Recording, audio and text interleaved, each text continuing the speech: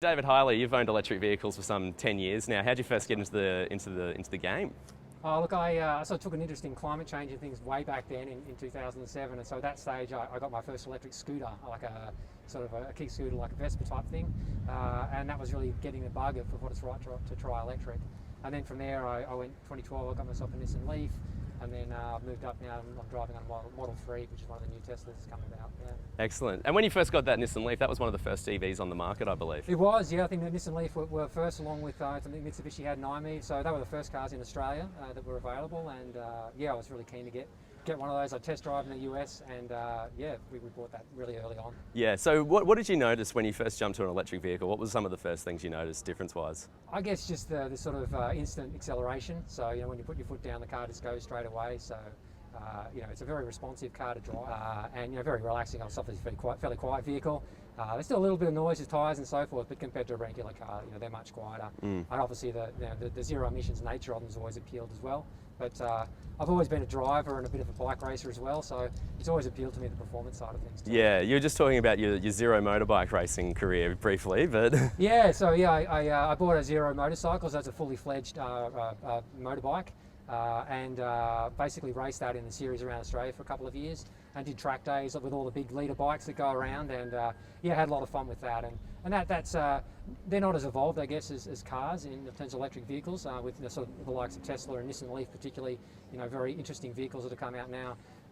And you know, the motorcycles are taking a while to sort of take off because you know, you need a bit more space to fit those batteries in. But you know, there's certainly a lot of fun to ride, and you know, the Fonzarelli scooters we'll have here over the weekend are a lot of fun as well. I was just about to describe you as a bit of a rev head, but that doesn't seem right. Maybe an EV head or an EV head. Yeah, I think it's like a speed fiend or something along those lines. Yeah, so I really love my electric vehicles in terms of the performance side of things. So as I said, taking them out on the track, done ride days and race with them, and yeah, I'm certainly more performance oriented than a lot of others who have the vehicles. But I guess once you get in the vehicles, you tend to be a little bit you know, lead foot, I guess, in terms, just because they're so much fun to drive. I mean, that does put some argument to the people who maybe don't consider an electric car to be a fun vehicle, so to speak, but you can have a lot of fun in them still.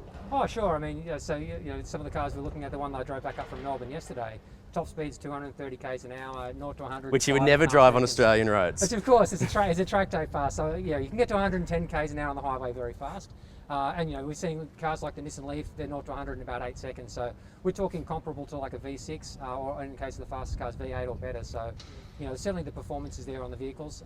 That's really one of their selling points, and something that people aren't necessarily aware of, that they are basically high performance vehicles, and a lot of them in certain states you can't actually drive on provisional licenses because they are quite high powered. So that's something to bear in mind as well. Power to weight ratio, that sort of comes absolutely. into it. Yeah, so there's limits. I think it's 150 kilowatts per tonne, things like that.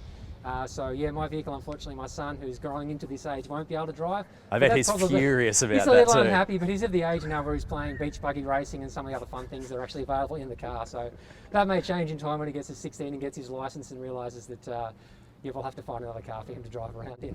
What would you say to people who have maybe been considering an electric car but haven't driven one yet or aren't sure about making that leap? Yeah, I think the thing is that you really need to experience them.